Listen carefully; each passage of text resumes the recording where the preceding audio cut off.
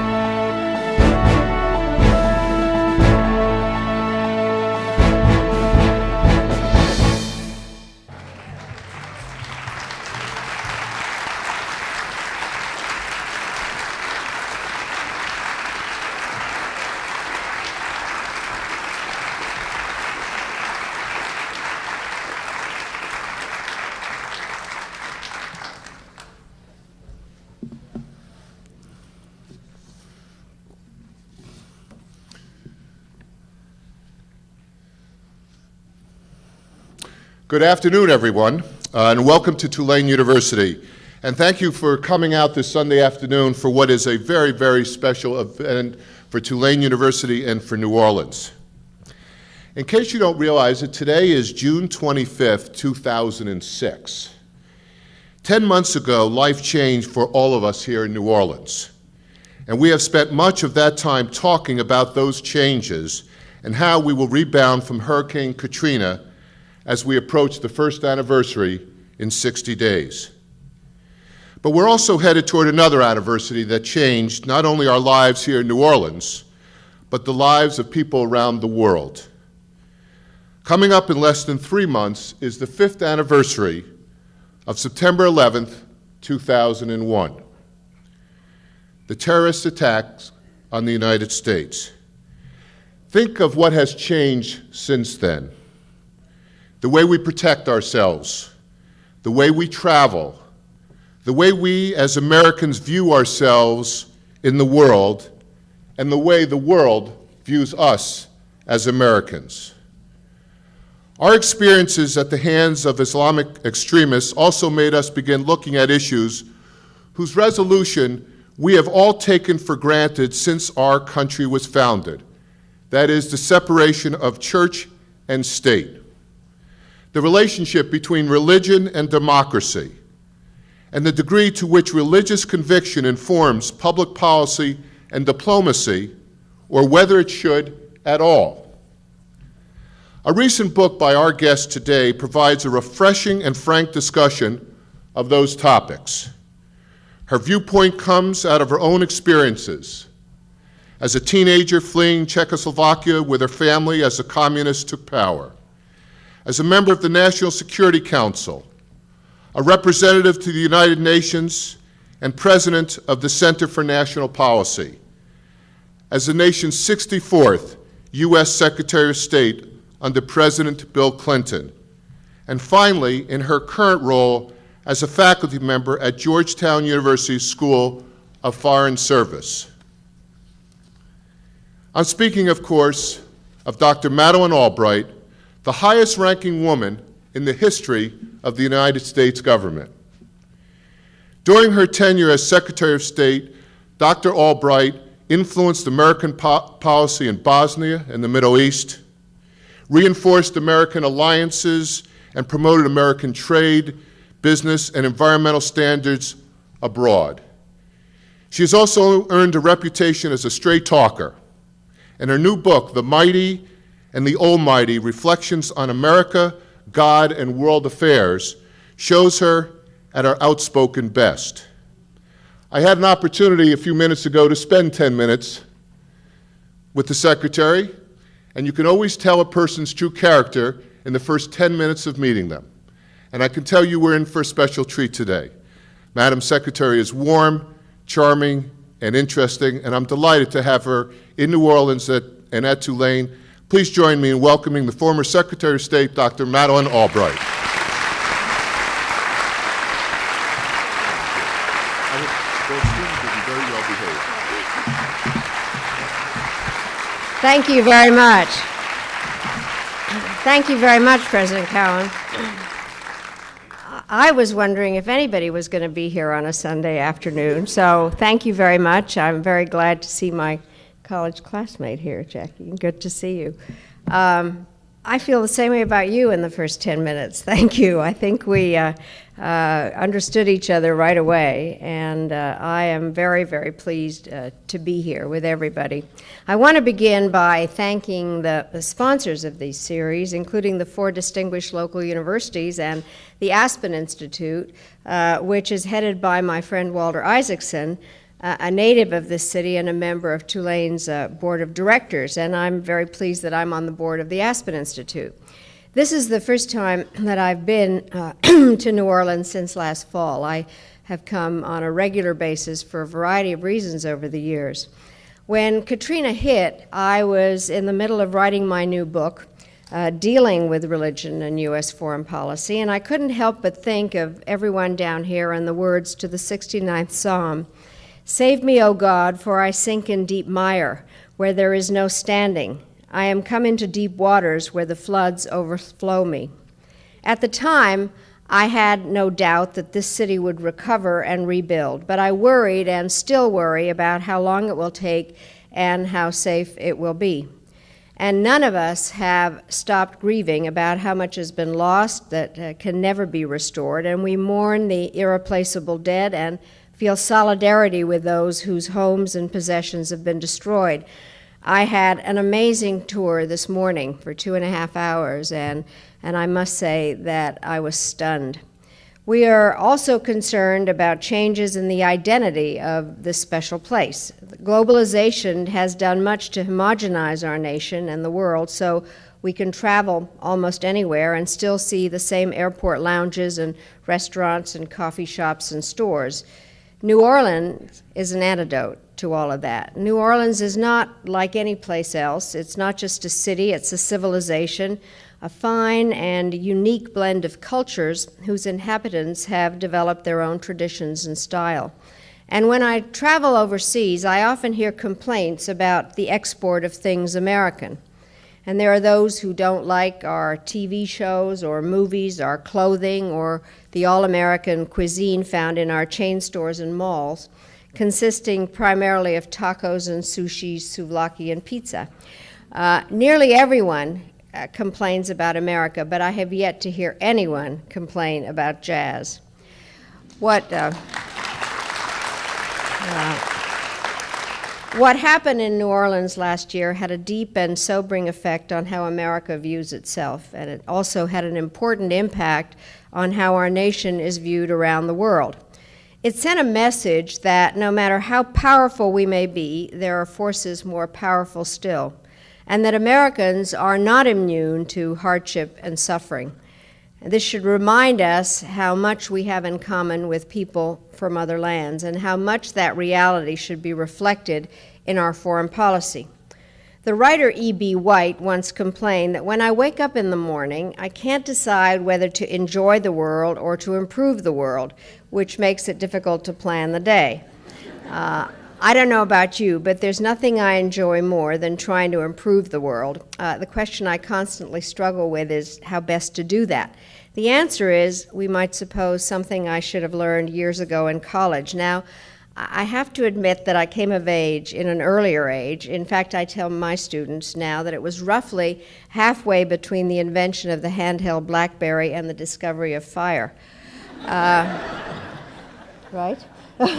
Back then, the information age was just beginning, and I don't know how many of you remember, but our phones still had cords, and our mail still had stamps, and our camera still had film, and when we found the web, it was not by clicking on a mouse, but by dusting in the corner.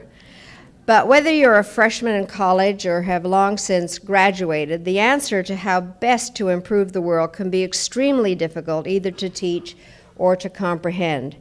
For although education is all about the search for truth, there are many kinds of truth. In mathematics and science, knowledge accumulates. Theorems are built on top of theorems and laws on top of laws. We discover that the Earth revolves around the sun and never again think of that star as a flaming chariot streaking across the sky. We learn that water boils when it's hot, that matter condenses when it's cold, and that if we adjust the thermostat in the hallway, the temperature will be just right. Through experiments and research, scientists steadily add to our knowledge, while engineers design gadgets that make our lives more comfortable. We are, in this sense, far wiser about how the world works than earlier generations. In the arena of global politics, however, we're little, if any, smarter now than we have been in the past. The 20th century was the bloodiest in human history, and the new millennium has not begun very well. We are still waiting for the breakthrough theory, the formula that will guarantee success. This is not to say that we lack suggestions. Decades ago, one of the icons of American diplomacy, George Kennan, argued that the United States should stop talking about such vague and unreachable goals as human rights and economic development and democracy. We should not care, he said, about whether we're liked. To succeed in a harsh world, we must be realistic and deal in what he referred to as straight power concepts. In our era, President Bush takes a loftier approach and talks about democracy all the time. He says that the United States has a calling from beyond the stars to end tyranny and proclaim liberty throughout the world. And it seems to me that the best course lays somewhere between Bush's soaring rhetoric and Kennan's sober advice. Neither realism nor idealism is sufficient. We need a combination of the two. Because often the best way to achieve high-minded results is through pragmatic means, and the best way to advance pragmatic goals is by strengthening universal norms. During the Cold War, America and the West were practical and hard-headed. We created NATO and the CIA, built a nuclear arsenal, and helped anti-communist leaders whether we otherwise liked them or not. But if that's all we had done, and all we had stood for, we would have failed. If we had not espoused democracy and human rights, there would have been no need for the Berlin Wall, because the east and west part of Berlin would have been the same, except for the color of the uniforms and the brand of the bayonets. Yes, we would have been realistic in accepting the world as it was, but we would have flunked the test of leadership by not offering and striving for something better. Today, we face a different set of perils, and the world is confronted by a new set of choices. For some, it is the choice between true religious faith and a perverted belief that God's commandment is actually, "Thou shalt kill." For others, it's a choice between a system that allows freedom and one that demands order, between the uncertainty of democracy and the grim clarity of autocracy. For the people of Iraq, it's a choice of identity between submitting to a sectarian struggle for power and trying against high odds to build a united country. For those in the Middle East, it is a choice between the inherent risks of peace and the inevitable suffering of continued conflict. And for each of us, it's a choice between complacency and action, between merely dreaming about a better world and doing all we can, each in our own way, to achieve that goal. In every case, our options are complicated by 1,000 different variables of culture and circumstance, by our lack of perfect knowledge, and by the gap that often arises between what we intend and the consequences of what we do. Looking ahead, there's nothing I can say this Sunday afternoon that will drain the complexity from the choices we must face as citizens and as a nation. No single principle is right every time. No apparent truth is undiluted by doubt, but this does mean we must navigate with no stars in the sky. H.G. Wells concluded years ago that history is a race between education and catastrophe. I would amend that today to say that history is a race between catastrophe and the right kind of education. And by that, I don't mean to endorse any particular educational theory or type of schooling. I do mean to suggest that if education is truly to serve the cause of civilization, it must revolve around a single basic principle, and that is that every individual counts. Respect for the dignity of every human being is the place where religious faith and faith in political liberty have their closest connection. A philosophy that begins with that principle has a huge advantage when matched against the propaganda of those who see murder as pleasing to God. It challenges the legitimacy of dictators and tyrants who claim virtual divinity for themselves. And it demands that we do battle with the axis of evil, poverty, ignorance, and disease. It compels us to live up to our own highest ideals. It requires us to seek and value the contributions of everyone. And it provides a basis for unity across every border of nation and race, gender, and creed. And it's fully consistent with the lessons we should have learned from the disasters of Hurricanes Katrina and Rita. I have to say that there are probably a lot of issues that make this a very complicated one, and I have to say that having driven around this morning, I can see all the complications in terms of how local, state, and federal government is interacting with insurance companies and various issues in individual neighborhoods. But I do think that there is a lot of incompetence going on in Washington.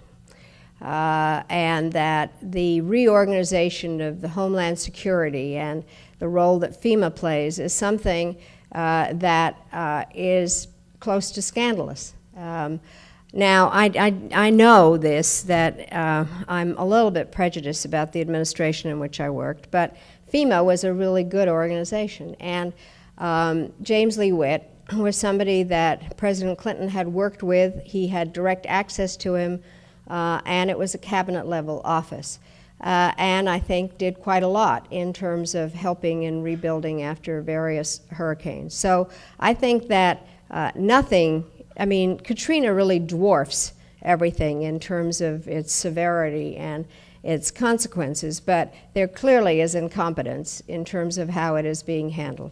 Then the hardest part, I think, is what's going on with our budget. It's very strange that a Republican administration has a budget deficit of the size that it has, but it does. And I guess it's really important to cut taxes, and in order I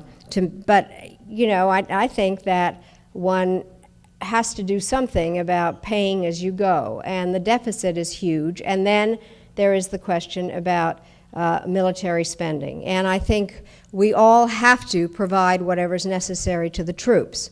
There's no question about that. And I think all of us support our troops. And one of the things that I really get fed up about is that any of us that ask any question at all about Iraq are accused of being unpatriotic. And I consider my patriotic duty to ask the questions, not to be told that I'm unpatriotic.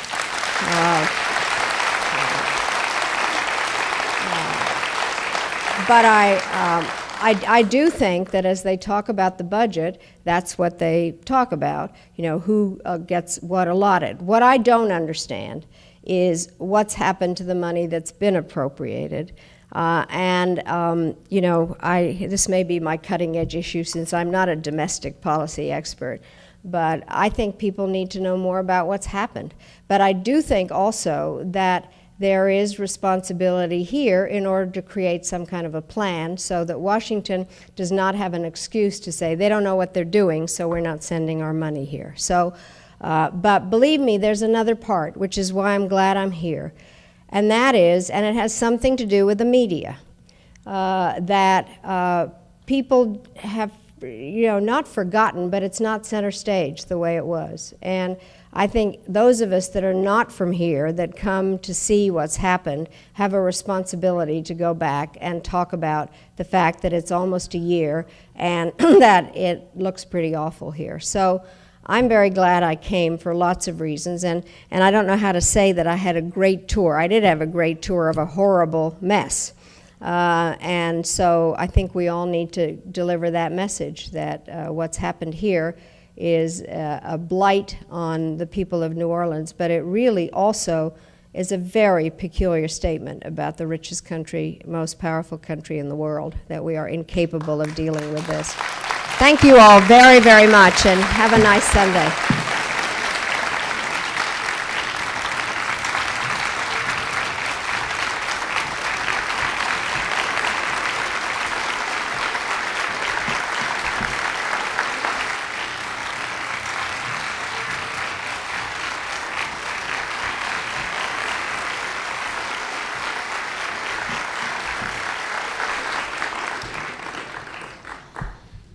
Madam Secretary, we owe you at least 3 thank yous.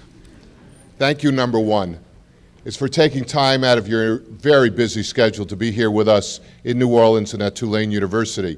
It lifts our spirits to see someone of your stature come here and spend time with us, sharing your thoughts.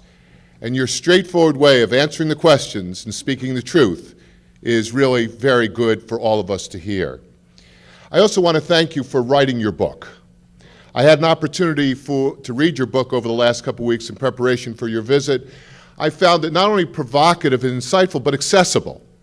That someone who may not have an interest or background in diplomacy or public policy could pick it up and read it and follow your themes in the way you had tied all those themes together and filled what I would think would be a void in the literature on this particular subject. And that is a very wonderful contribution you have made, and we thank you for that. And third and last, which I think is most important, for your incredible humanity. You said in your opening that you quoted someone, I think it was E.B. Smith or E.B. White, and said, you know, you can wake up every day and either enjoy life or make the world a better place. There's no doubt in our minds that you have made the world a better place.